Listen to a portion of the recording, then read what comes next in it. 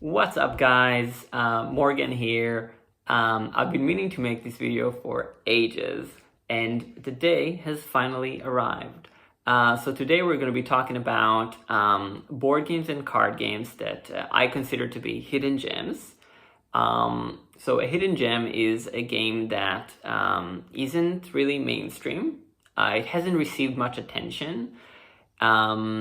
So you might not have heard of it, but it's still a great game. The way it's going to work is I'll give you a quick overview of the game, and then if I have a physical copy of it, I'll lay it out on the table and give you a quick demo of how it plays. So the first game on the list is called Tether, by a company called How to Steam Broccoli. This was a Kickstarter game. And as you can see, it's a pretty small box because it's essentially just a deck of cards. Now, this is what the cards look like. They are double-sided. So this card is, and they're flipped also, so they're mirrored, right? They call it a mirror deck. So it's 81 on top and then 18 on the bottom. And this one, for instance, is 72 on top and 27 on the bottom. So all the cards are like that. Okay, so Tether is a game that you can play either at 2 players, 1v1, or at 4 players with 2 teams of 2. I have the game set up here for a 2-player game. And the way it works is one player will be placing cards vertically, and the other one will be placing cards horizontally. So let's say that I take the first turn. So I look at my hand. So these are the cards that I have. And for instance, I see that I have like a 29 that can also be a 92. And I have a 4 that is also 40 and so on. And on your turn, you need to play a card into the central area.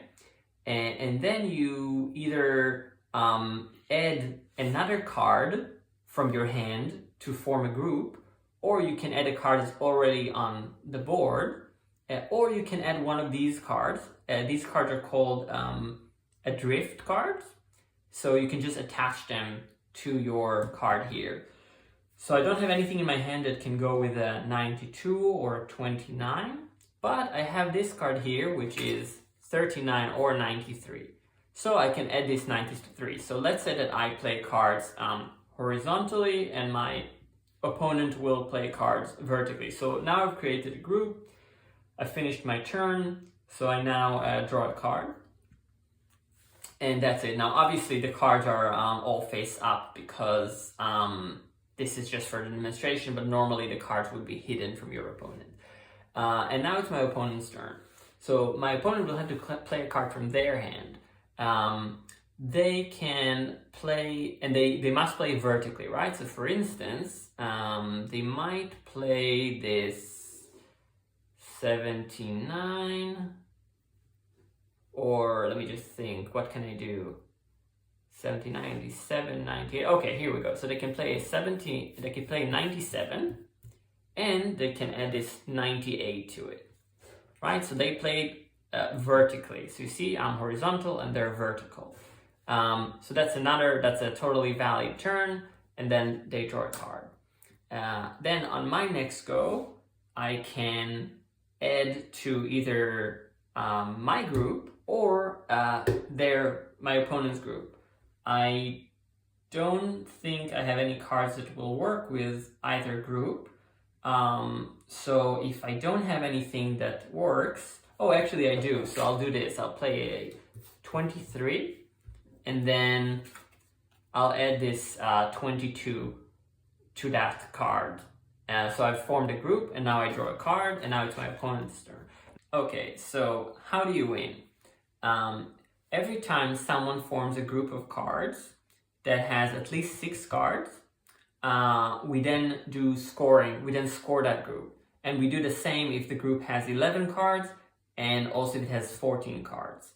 At that point, we draw an imaginary box around the group, and we count the number of cards that are vertical, and that's the points that will be given to the player playing vertically, and we count the card at horizontal, and that will be points given to the player playing horizontally. So for instance, I'm gonna do something that is illegal, okay? So ignore the actual values on the cards, but let's say that this was the group, and now this group has 6 cards, right? Okay, so we have this group, it has 6 cards. That means we have to score it at the end of that player's turn. So the group has 3 cards vertically and 2 cards horizontally. That means that the player playing vertically gets 2 points, right? We have this nice little score track dial. So 3 points for the player playing vertically and 2 points for the player playing horizontally. And that's it. That's the gist of the game. I'm not gonna go over all the rules, but that's the gist. I think it's a really fun game. It's got great table presence. The art is gorgeous, and it's pretty inexpensive. So yeah, that's Tether. Check it out. So the next game on the list is Star Wars Bounty Hunters. This is a game by Zygomatic, I think. And I got to this game through the artist Derek Laufman. I just came across his gallery online, and I saw that he was working on designs for this game. So I looked it up and ended up ordering it. And it's a great game, great purchase. It was only like 20 quid, I think. And this game plays a bit like Sushi Go, in the sense that you have a hand of cards and you choose one to play or sell, and then you pass your hand to the next player. The theme is that you are playing as the bad guys. So you are the bounty hunters, and you're trying to catch the good guys, who are famous characters from the Star Wars universe, like Han Solo, Chewbacca, I think Padme, and a bunch of other characters. And I'll show you how the game plays. Okay, so I'll quickly show you how it's played. We have 4 different types of cards. We have bounty hunters, we have droids, we have targets, and we have contracts. The goal is to capture targets, and each target has 3 values, green, blue, and red. So this one has 5 green, 2 blue, and 0 red. So I need to play a number of bounty hunters and droids that will equal to or exceed these values here. So for instance, if I were to play this target, and then in a later turn play this bounty hunter, I will have added 2 green and 2 blue towards meeting this target's conditions.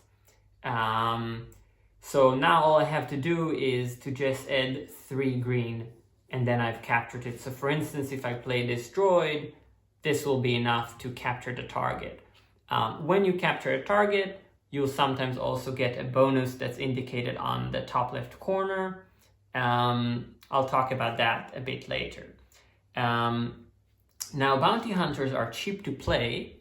There's no cost to them, but they deduct points at the end of the game. So this bounty hunter will deduct 3 points from my final score. Droids, on the other hand, don't deduct any points, but they cost money to play. So this droid is quite expensive. It costs 3 Imperial credit. This is what Imperial credits look like. In order to get a credit, you need to discard a card instead of playing a card.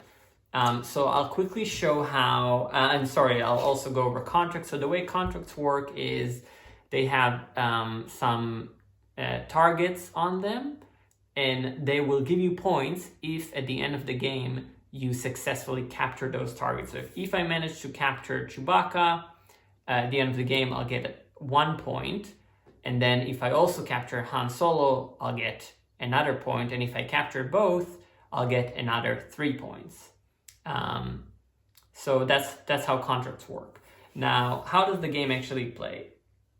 On each turn, you start with a hand of 4 cards, right? So at the beginning of the game, each player will get 4 cards, and it'll be one of each type of card. So at the start of your turn, you can choose any of these types to draw from the decks. So for instance, I might want another bounty hunter, so I'll draw from this deck. So I've now drawn another bounty hunter. And from the 5 cards that I have in my hand now, I need to choose one to play, or I can discard it and get an Imperial credit. So for instance, I might want to play Chewbacca. So let's say that I play Chewbacca as a target, so it goes in my play area. And my opponents do the same. They each draw a card and play a card. So let's say this player plays this target, and the last opponent decides to draw a contract, and he ends up playing, let's say, a bounty hunter.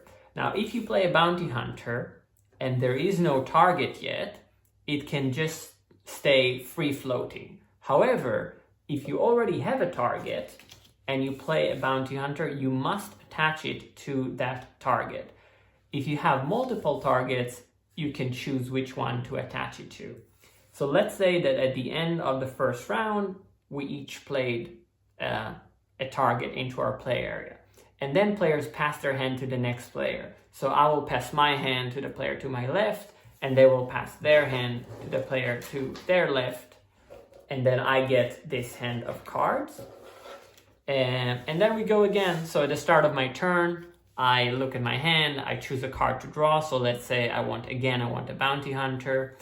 And then I look at what I have, and I see, actually this one is quite good because it will pay for 4 green out of the 5 that I need. So all I need after that will be 1 green and 2 blue, and I've completed this target. Now, the game ends when a player has captured 4 targets. At that point, each player gets 2 more turns, and then whoever has the most points wins the game. You get points from the targets that you capture, and you also have in the deck of droid cards, you also have these chests that you can pay for, or crates, I think they're called. So to play a crate, you just pay the cost in Imperial credits, and then you get these points at the end of the game. And there's also a bonus for the player who has the most crates at the end of the game. They get some kind of a bonus, I think 5 points. And I'll also say that you can always play a card even if you cannot pay its cost. So I can play these crates even if I don't have 2 Imperial credits. So I play them just sideways, and they're inactivated. But then if I pay the credits later in the game, I can activate them. That's the same is true for droids. So you can sort of play droids inactivated, right? Or deactivated, and then you pay the cost and you activate them.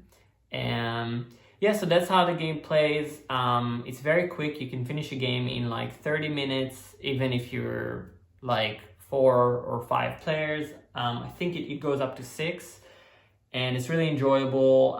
Most of the people that I introduced it to really liked it, and it's not very expensive. So yeah, that's Star Wars Bounty Hunters. Check it out. Okay, so the next game on the list is Village Pillage by Jelly Bean Games.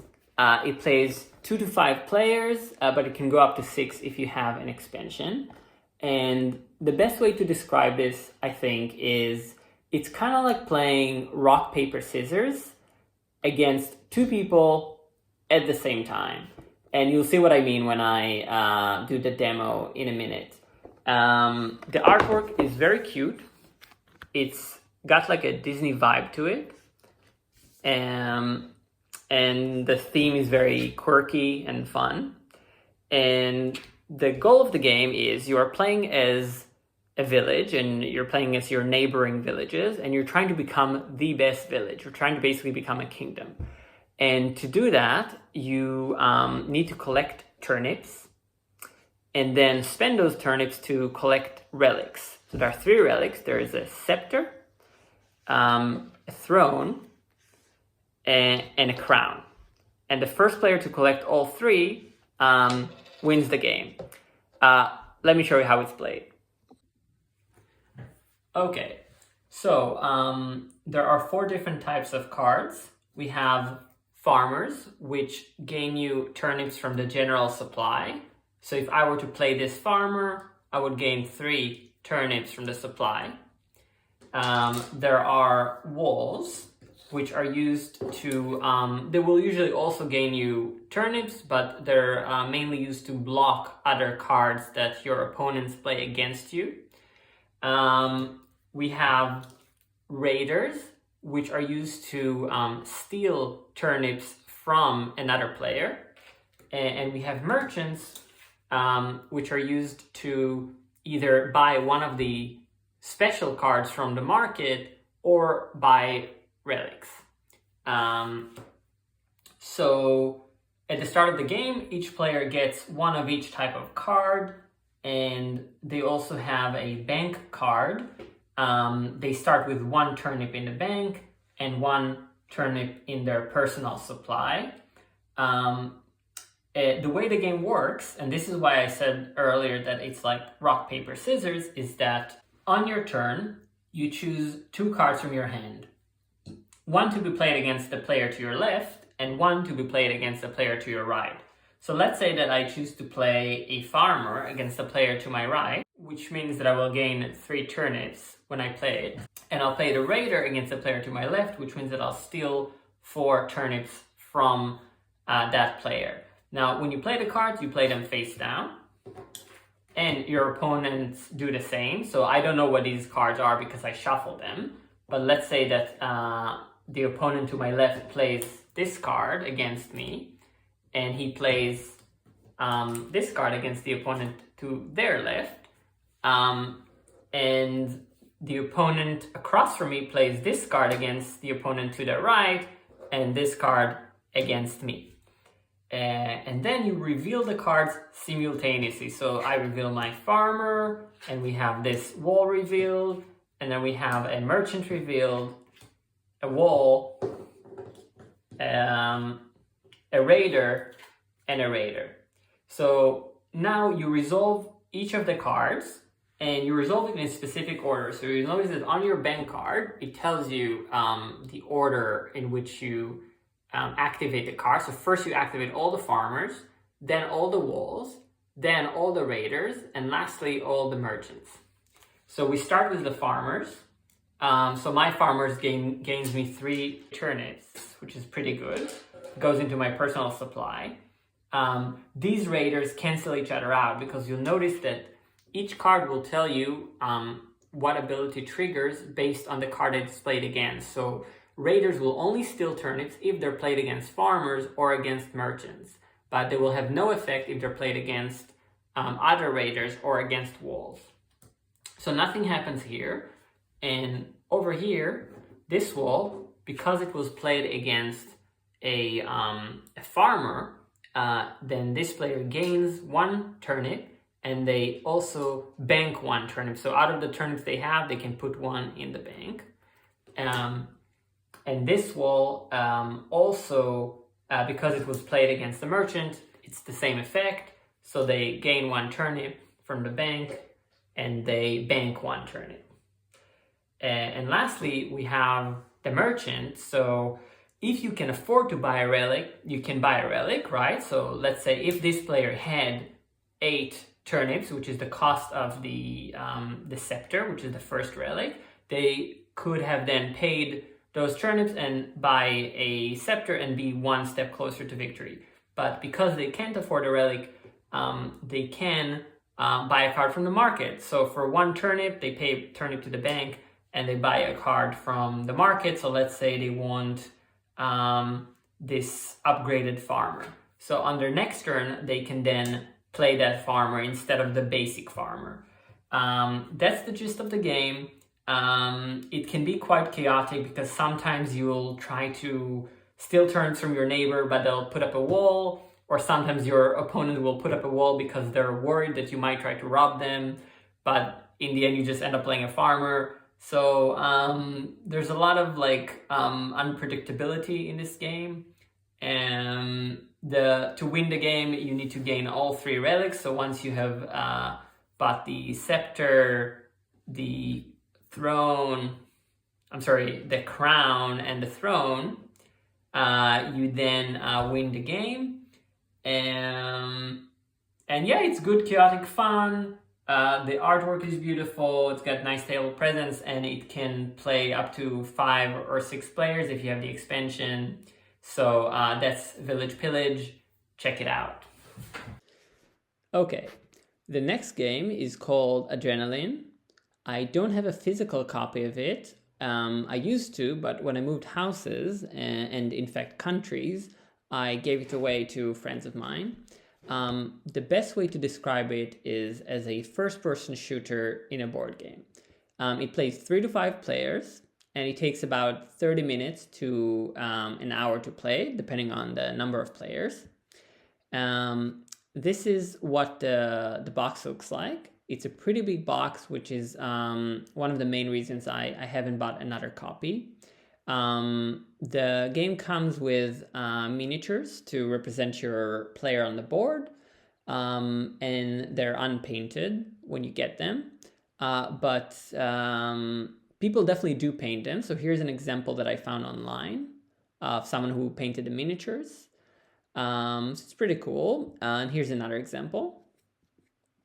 And here are a couple of close-ups.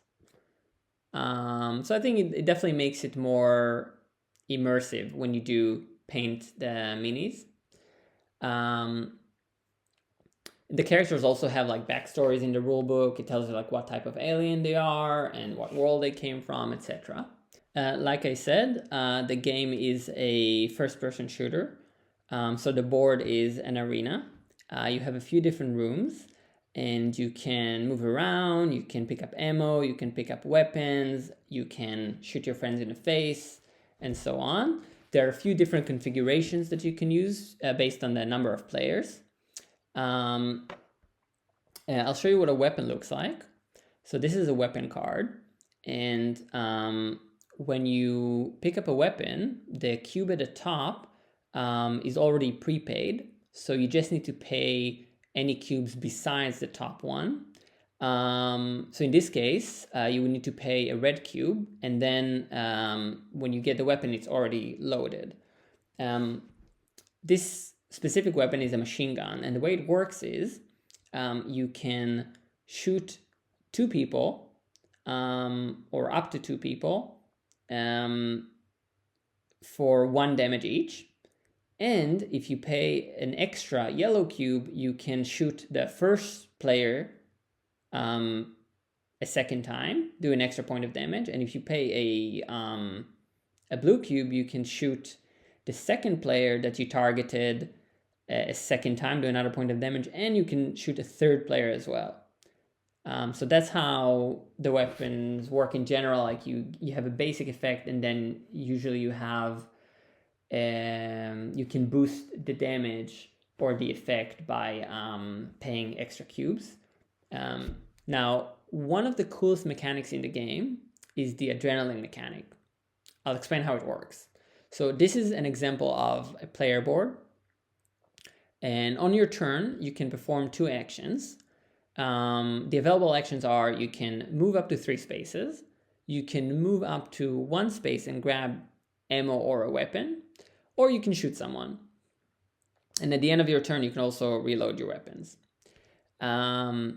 Now, if you get injured, the more you get injured, the better the actions you can perform. So for instance, if you take 3 points of damage, you can now move up to 2 spaces and grab a weapon or ammo instead of just 1 space. And if you take 6 points of damage, it unlocks this action, which lets you move and then shoot someone instead of just shoot someone. The other cool thing about this game is that when you get eliminated, players get points based on whoever did the most damage to you.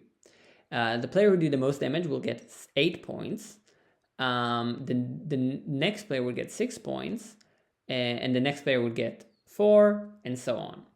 However, once you've been eliminated, you cover up the 8-point space with a skull token, and now you're worth at most 6 points when you're eliminated. So this mechanic discourages people from targeting the same player over and over, and it makes the game more balanced. There are a few extra points that you can get, like if you deal the first point of damage, that's called first blood, so you get an extra point. And I think if you do extra damage, or if you do the final point of damage, I think you also get some kind of a bonus or something like that. So yeah, there's a few other things going on with this game. But overall, it's a really fun game that really captures the experience of a first-person shooter. You just run around the map, you shoot your opponents, you get shot as well. You need to think creatively on how to use the different weapons and how to position yourself to like do the most damage and so on. So I do recommend this game, Adrenaline. Check it out.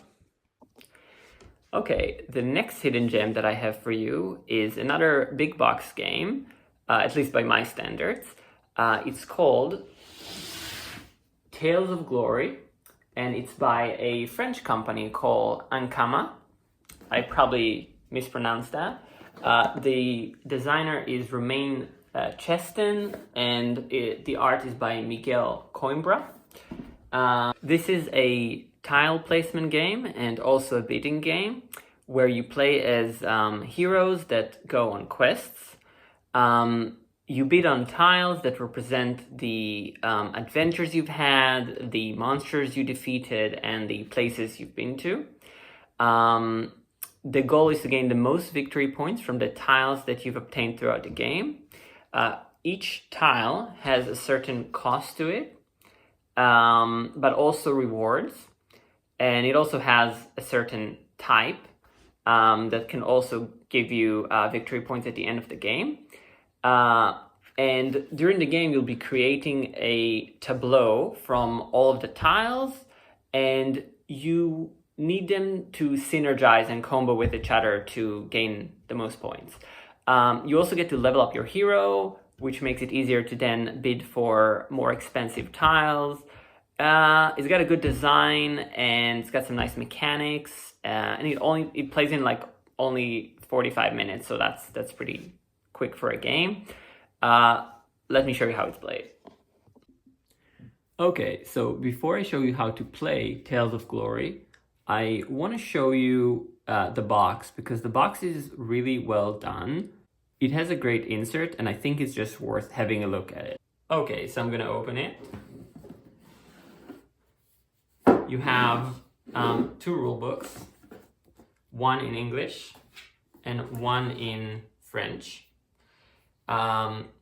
And you get a lot of bang for your buck with this game because there are a lot of components here.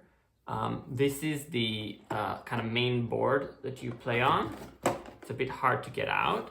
And then you have like your tokens, you have some extra tiles and some more tokens below that. And everything is marked really well in the box, so it tells you like what goes where. So if I take these tiles out, you'll see that there's a compass icon and a helmet icon at the bottom, and that corresponds to the compass and the helmet that are on the tiles. And the same goes for all the other slots. You get a lot of content with this game, and it's not an expensive game. I think it cost me maybe like 30 quid. Yeah, so this one has the crown symbol, and you see they have these like crown tokens, and you have the potion icon and the potion tokens and so on. So I thought it was just worth showing because it's probably one of the best inserts for a game that I've seen. Okay, so this is roughly what a 4-player setup for Tales of Glory looks like. Each player gets a hero tile. So we have this paladin character. We have this Lord Raiden looking dude. We have this barbarian chick. We have this goblin shaman guy. Now each hero gets some resources or bonuses at the beginning of the game. So the paladin gets 7 potions and 4 coins. Lord Raiden gets 1 magic, 4 potions and 4 coins.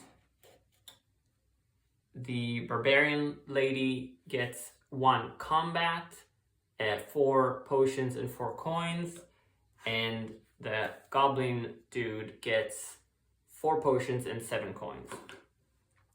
Each player also gets a set of cards with numbers on them.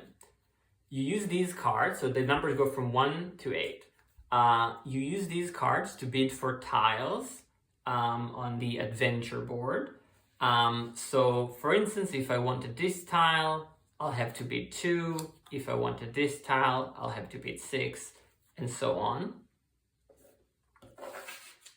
Now, at the beginning of the round, each player secretly chooses a number to play. So for instance, I'll choose number 2, and we'll just randomize it for the other players. So here's my bid, and then Raiden will bid a number, and the paladin will bid a number, and the goblin will bid a number. And then we reveal all the numbers simultaneously. So we have a 3, we have a 4, we have a 2, and we have a 1. So there's no clashes. I can go over what happens when there's a clash. And now in turn order, starting with the paladin, he has the first player token. Players will collect their tile. So the paladin gets this tile. There's no cost to it, so he just gets it. And he then places it somewhere attached to his hero. So for instance, he might want to place it like this. Okay. And then Raiden also gets a tile. So he gets tile number 4, and he attaches it here. And when he gains the tile, he gains 2 combat, which is actually really good. So he upgrades his combat skill, right? So he gets 2 of these combat tokens, and now his character permanently has 2 combat, which means that any tiles that requires combat to purchase, he can pay for using his combat skill. And then I will get tile number 2, which I'll attach here. And the rewards that I get are 1 prestige, which is victory points, 1 potion, and 2 coins, and a key. Now a key is used to unlock chests on your player board, or any chest from that is on a tile that you have just connected. So if you have 2 tiles and you just connected one of them and obtained a key, you can then unlock a chest on that tile. And lastly, the goblin will get tile number 1, and they gain 2 magic, which is also really good. This tile does cost 2 money, so we're gonna pay 2 money, get 1 back, and then this upgrades the goblin by 2. Also, I forgot that this tile also costs 2 money, so we're going to pay that as well. And that's done. So that's round 1. Each player takes their number cards back.